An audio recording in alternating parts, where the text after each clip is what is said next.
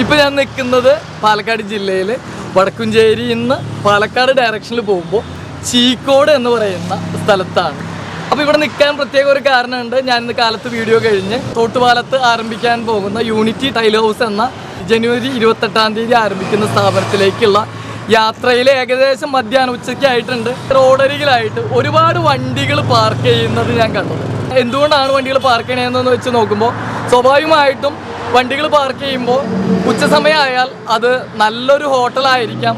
അതുപോലെ ഡ്രൈവേഴ്സൊക്കെ വളരെ ഭക്ഷണം കഴിക്കുന്ന ഹോട്ടലുകൾ, പ്രത്യേകിച്ച് വയറിനെ കുറിച്ച് അവർക്ക് നല്ല ശ്രദ്ധയുള്ളത് കൊണ്ട് അവരൊക്കെ കഴിക്കുന്ന ഹോട്ടലുകൾ, നല്ല ഭക്ഷണം കിട്ടുന്ന സ്ഥലങ്ങൾ മാത്രമാണ്. പിന്നെ അതുപോലെ തന്നെ ഒരു മിതമായ നിരക്കിൽ ഭക്ഷണം ലഭിക്കുകയും വേണം.